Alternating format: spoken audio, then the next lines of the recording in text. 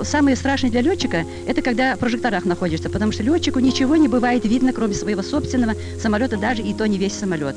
Поэтому и из земли имеют возможность вести прицельный огонь.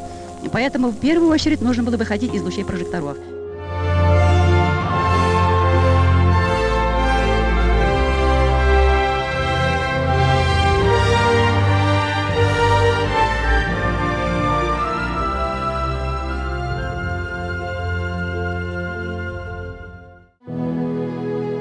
Откуда у маленькой девочки взялась эта мечта о небе? Магуба Рахманкулова родилась в 1912 году в городе Белебее Уфимской губернии, теперь это Башкортостан, в многодетной татарской семье. Всего было 9 детей, но выжили только 4, 2 мальчика и 2 девочки. Но грезила о полетах и самолетах только одна – будущий герой Советского Союза Магуба Сыртланова. Единственная женщина на 2 республики Татарстан и Башкортостан, удостоенная этой высшей воинской награды.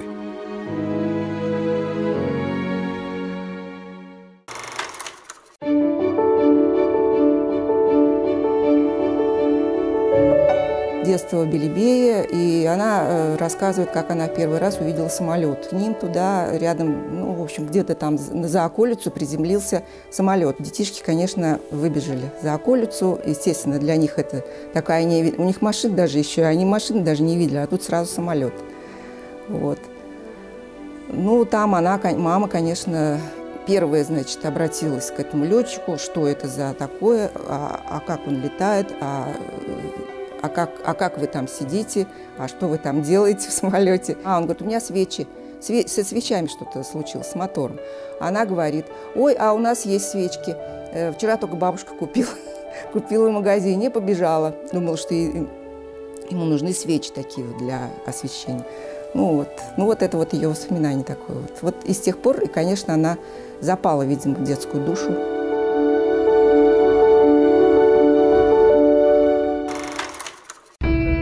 После Октябрьской революции в молодой советской стране все менялось очень быстро и для многих трагично. Зажиточные крестьяне, торговцы, купцы были названы врагами государства.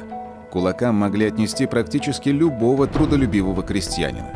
В свое вынужденное путешествие, а скорее побег, отправились и Рахманкуловы. Конец 20-х годов, коллективизация. Они были зажиточной семьей. Занимались сельским хозяйством, вот. На лето нанимали сезонных рабочих, сами тоже работали в своем хозяйстве.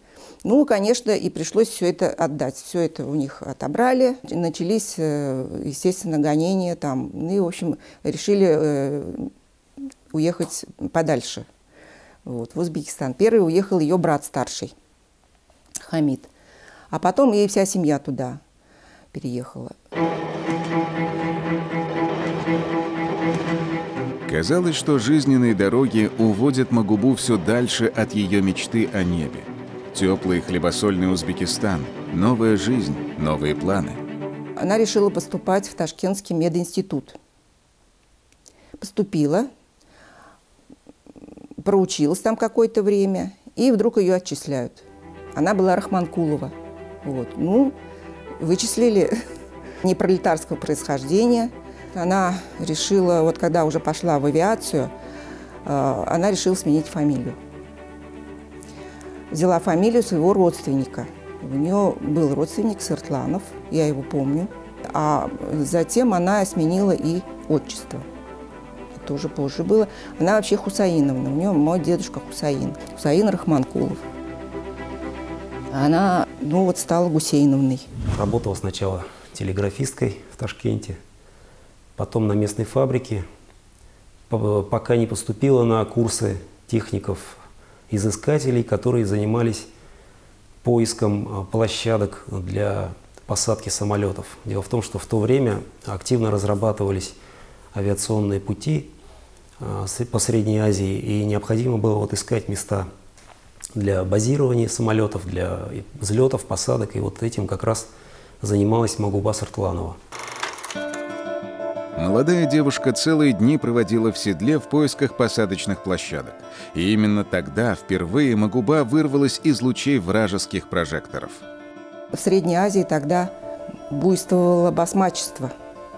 И как-то ей пришлось ночевать в одном кишлаке в доме у учительницы. Ей надо было рано встать и скакать дальше, значит, вот, на лошади. Она рано встала, ускакала, и оказалось, прямо вслед за ней в этот дом ворвались басмачи. Всех там перерезали. Вот таким, это была первая встреча со смертью, которой вот она вот обошла эту смерть. Но как бы ни складывались жизненные обстоятельства, судьба есть судьба. Именно эти пыльные пустынные дороги, как ни странно, стали взлетной полосой для будущей летчицы. Благодаря, кстати, этой работе в 1932 году она получила направление в Балашов, где была создана летная школа. И там она впервые, можно сказать, так близко приблизилась к самолетам, к авиации, непосредственно уже стала изучать устройство самолетов, всю необходимую техническую информацию, теоретическую и, конечно же, практическую подготовку.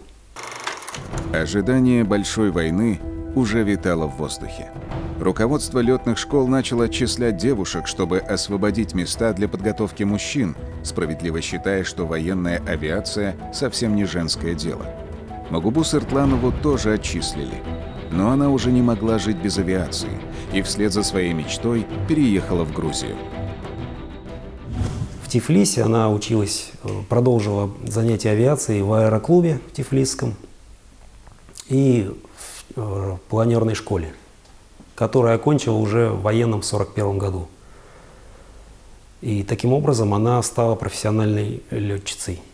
Вот. И уже в 1941 году, в июне месяце, Тбилисский горвоенкомат призвал ее в ряды вооруженных сил, и она была зачислена в санитарную авиацию сначала. В первые месяцы войны ситуация на фронтах была критической.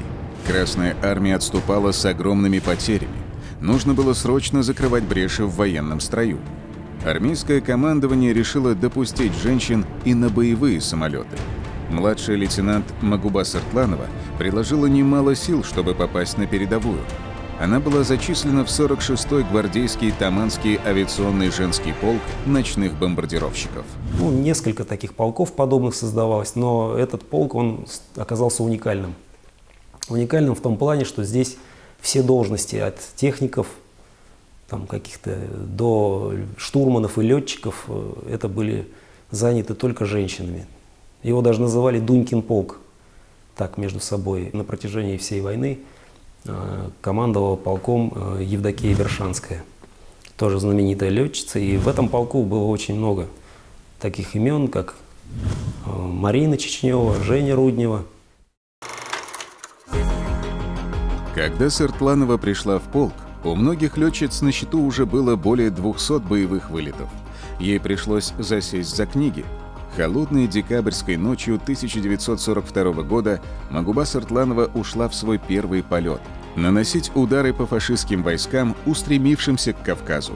И вскоре Магуба стала гвардии старшим лейтенантом, заместителем командира эскадрильи. Женский полк летал на самолетах по два. До начала Великой Отечественной войны мало кто мог представить, что легкий учебный У-2 может стать легендарной военной авиамашиной. Самолет переименовали после смерти конструктора Поликарпова в 1944 году. Самый массовый советский бомбардировщик выпускался в Казани. Летчики прозвали его «небесным тихоходом». Его появление на передовой поначалу вызвало у гитлеровцев скептическое отношение. Они называли его «Русфанер» — кофемолкой. Перед нами уникальный экспонат. Это самолет выпуска 1945 года. Более 11 тысяч таких самолетов было изготовлено в годы войны на Казанском заводе номер 387. Завод этот был эвакуирован в годы войны к нам в город из города Ленинграда. Это самолет ПО-2 или У-2, то есть учебный самолет. В годы войны этот самолет учебный, он был переоборудован, стал ночным бомбардировщиком. Биплан, который на 70% сделан из дерева, к нему был прикреплен пулемет, это стал ночной бомбардировщик.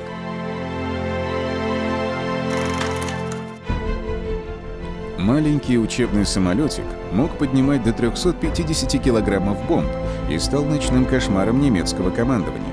Самолет снаряжали фугасными бомбами, а также ампулами с зажигательной смесью.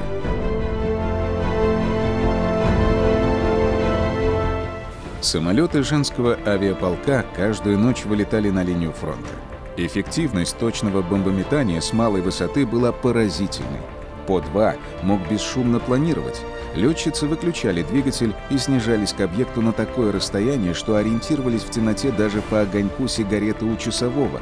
Фанерные самолеты наносили фашистам такой урон, что в награду за каждый сбитый По-2 немецкое командование обещало вручать железный крест и 2000 марок. А наших девушек фашисты боялись, ненавидели и называли ночными ведьмами. Иногда за ночь приходилось делать по 8-10 вылетов, не вылезать из самолета по 10 часов. И никто не мог знать, вернется ли снова на авиабазу. Потеряли, конечно, достаточно большую высоту. Осталось у нас примерно 800 метров высоты, как мне помнится. И штурман мне тут же дала курс на Азовское море, потому что и я тут почувствовала, даю полные обороты, у меня мотор не забирает. Тут повреждение получилось мотора одного цилиндра. И надо было, значит, быстренько из суши, потому что мы так решили, лучше упасть на море, погибнуть в воде, чем попасть в руки неприятеля, противника. Поэтому, значит, курс мне дали, штурман дала строго на Азовское море, и с потерей высоты еле-еле на оборотах 1300 оборотов мы вышли на море, потом курс направо на 90 по берегу Азовского моря, и над правым крылом была земля, над левым крылом было море. Снова подошли к Керченскому проливу, и штурман начала давать я свой огни, то есть стрелять с ракеты. Сперва красный, потом белый. Это на всякий случай нам всегда перед боевым заданием давали, на всякий такой случай, чтобы мы давали в случае вынужденных посадок, чтобы давали знать на своей территории, что самолет идет на вынужденную посадку. Мы получили ответный сигнал с земли, то есть точное нахождение той пятачка нужно было определить. И вот поэтому, значит, по этой красной ракете с земли мы буквально упали на этот пятачок. Ну, так были рады, и тут же остановился, заглох мотор. И мы были так рады, что мы на земле находимся, и у своих, а не на чужой территории, не на территории, занятой противником, а именно на своем пятачке, родном земле. Вылезли из самолета и буквально со штурманом обнялись, поцеловались, что мы живы остались и находимся на своей земле. За годы Великой Отечественной войны Татария потеряла на фронтах сражений более 1000 женщин, но единственная, получившая звание героя, выжила. Историки утверждают, что Магуба Сыртланова даже одна из немногих, кто прошел боевой путь без ранений. Но родные считают, что это не так. Фашистские отметины остались и у нее. У нее были, она показывала синяки на ногах вот от пуль следы. Но случай тот, когда они чуть не погибли, вот это я хорошо знаю, как будто вот я там была. Вот. Она и сама рассказывала, и написано это везде. Сначала была Кубань, потом Крым. Прошли весь Крым, и вот Севастополь, последний форпост Гитлера. Он же приказал стоять до последнего солдата, не отдавать Севастополь. И эта битва была страшной. И потом они вспоминали, битва за Севастополь была самым страшным эпизодом за всю войну для летчиц. И что самое интересное, полк не понес ни одной потери. Но одна потеря могла бы вполне состояться, ну вот чудом они спаслись. В общем, их самолет был подбит, когда они уже отбомбились, задание выполнили и попали в прожектора. Они уже на бреющем полете, без мотора уже, на заглохшем моторе дотянули до берега, до своего берега. И когда они ткнулись в берег, у них хвост еще оставался в воде. Вот здесь вот они могли погибнуть вполне. Даже на войне жизнь брала свое. Девушки все равно оставались девушками. И хотя главной одеждой были летный комбинезон и шлем, им очень хотелось быть красивыми. Ну, она как-то рассказала, что, как им пошили платье.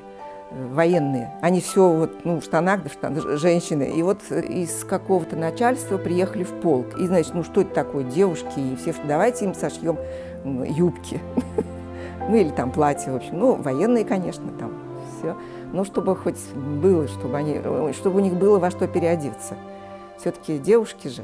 И они в свои там свободные минуты, когда вот затишье было на линии фронта, когда им можно было там посидеть хоть, так сказать, у себя, отдохнуть, они вышивали, они пели. Вот. Ну, все-таки тянуло их вот к своим девичьим навыкам. Но такие передышки случались редко.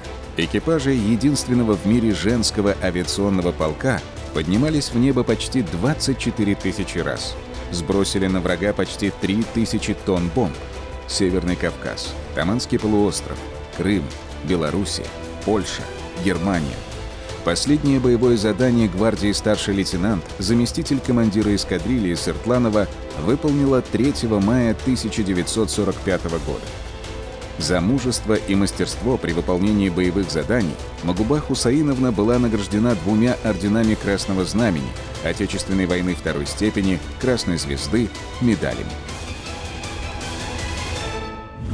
Они 80 километров от Берлина закончили войну в городе Данциг. А они там еще до 1946 года стояли. Тогда ведь еще многие оставались. Ну, надо было еще, так сказать, защищать завоевание. Они же освободили. Сколько стран они освободили от фашистов. И все это надо было пока держать на контроле.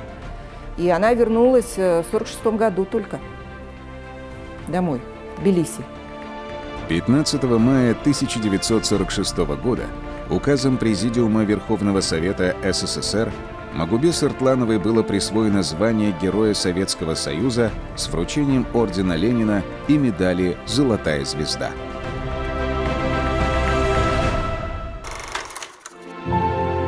После войны Сыртланова служила в грузинском управлении гражданского воздушного флота. В послевоенном Тбилиси летчица встретила свою судьбу. Донской казак Максим Федорович Бабкин влюбился в строгую красавицу Магубу или Марту, как ее называли друзья. Мой папа вообще родом из Таганрога. Ну, даже не сам Таганрог, а станица Казанская. В общем, на Дону вот, родился. И работал на авиационном заводе в Таганроге до войны. А во время войны этот завод эвакуировали за Кавказье, в Тбилиси. Вот. И он вместе с этим заводом. И он там и остался в Тбилиси после войны. И там они познакомились. Говорят, сказали, что в кино. Оказались рядом. В 1947 году родилась дочь, моя старшая сестра, которая прожила всего год. Вот. И они ее потеряли. Она заболела воспалением легких. Тогда, ну, и с медициной было. Сейчас бы, конечно, ее спасли, наверное, конечно, спасли бы. А тогда даже молоко ребенка, мне папа рассказывал, как приходилось искать по городу ребенку молоко. Вот после войны такая была ситуация. С продуктами было тяжело. Они в 50-м году, в конце, ну, это незадолго до моего рождения, за полгода до моего рождения, они переехали в Казань. В Казани в семье родилось 2 девочки – Светлана и Наталья.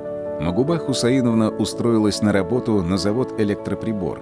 До 1962 года, пока позволяло здоровье, Герой Советского Союза работала контролером ОТК. Вообще она старалась не, так сказать, не мелькать в своих орденах. Ну, как-то стеснялась она. Я вспоминаю один эпизод из своего школьного детства. Мы с ней отдыхали в Алуште. Когда пришло время возвращаться домой, надо было покупать билет. А тогда с билетами такие очередища, это был 1967 год. Такие очереди невозможно было купить. И вот она, вот, ну нет, вот, ну никак. А билет надо уже покупать, вот, возвращаться. И она одела свою звезду, планки, звезду одела, и мы с ней пошли в кассу. И она несла с собой вот это вот, у нее типа клатч, сумочка такая была. Она закрыла этой сумочкой вот эту звезду. Я, значит, смотрю, ну зачем она закрыла? Я хочу, чтобы все видели, с кем я иду. Вот. А она вот такая вот скромная, не хотела. А вот уже перед кассой она открыла. И нам дали билет. Купить новое платье в трудные послевоенные 50-е годы было целым событием. Продуктами тоже снабжали по остаточному принципу. Был магазин, куда ходили раз в месяц за продуктами. И герой Советского Союза ждала своей очереди среди партийных работников, чтобы принести домой дефицитные консервы и индийский чай в желтой пачке со слоном. Но на все эти бытовые трудности Магуба Хусаиновна не обращала внимания. И у детей никаких звездных привилегий не было. К вопросам воспитания Магуба Хусаиновна подходила основательно, как и ко всему в своей жизни. Она очень любила татарскую музыку, татарские песни, народные. Вот. В исполнении Ильхама Шакирова, я помню. Она очень с удовольствием слушала по радио. Сама даже училась потом играть. Но это позже было. Мы учились с сестрой в музыкальной школе, и она нам купила ноты с татарских народных песен. И вот прям вот попросила настоятельно, вот, чтобы мы разучили. И она вот слушала их, мы играли, да. Потом сама научилась. Ну, пошла, это уже позже было, она, когда вышла на пенсию, пошла на курсы в кружок, музыкальный кружок в Доме офицеров в Казани для взрослых. Вот, стала ходить. Тоже захотела учиться. И тоже вот играла вот эти песни. Чем дальше уходили военные годы, тем востребованнее становилась правда о войне. Много сил и времени Магуба Сыртланова стала посвящать общественной работе. Она часто встречалась с молодежью, рассказывала о войне, снова и снова переживала те тяжелые и страшные дни. Помню, как в школе в нашей, она рассказывала один сюжет из своей военной биографии. Они, летчицы этого полка, где она воевала, прибыли в белорусское село, уже освобожденное. И вот там обратили внимание на женщину, которая, ну, в общем, с обезумевшими глазами ходила вокруг дерева и все повторяла: «Олечка, Олечка, Олечка». Оказывается, на ее глазах немцы убили ее двухлетнюю дочь головой об дерево. Били до тех пор, пока у ребенка не оторвалась голова. Она должна была им узнать сведения о партизанском отряде. Она была женой, по-моему, командира этого отряда. Ну, вот этот факт она рассказала, и у нас там учителя стояли вдоль, в актовом зале мы сидели, вот, а учителя стояли вдоль стены. И они прямо одна за другой учительницы прям вот заплакали, прям вот услышали этот. Я и сейчас вот рассказываю, прям комок к горлу. Легендарной летчице был всего 51 год, когда начались серьезные проблемы со здоровьем. Магуба Хусаиновна болела 8 лет. У нее отмирали нервные окончания, отнимались ноги, руки, она начала слепнуть. Однако несгибаемая летчица изо всех сил боролась с болезнью, продолжала ездить, ходить, встречаться с людьми. Но 1 октября 1971 года луч вражеского прожектора все-таки достиг цели. Магуба Сыртланова ушла в свой последний полет. Именем героя Советского Союза Магубы Сыртлановой названы школы и улицы в Казани и Белебее. В этих городах, а также в Краснодарском крае и Крыму установлены памятники прославленной летчице. Магуба Хусаиновна жила скромно, но огромный и беспримерный вклад Сыртлановой в Великую Победу неоценим и незабываем. Ну, мы гордились, такая гордость была. Ну, а настоящее осознание вот у меня, кем была моя мать, оно пришло позже. Позже, когда ее уже не стало.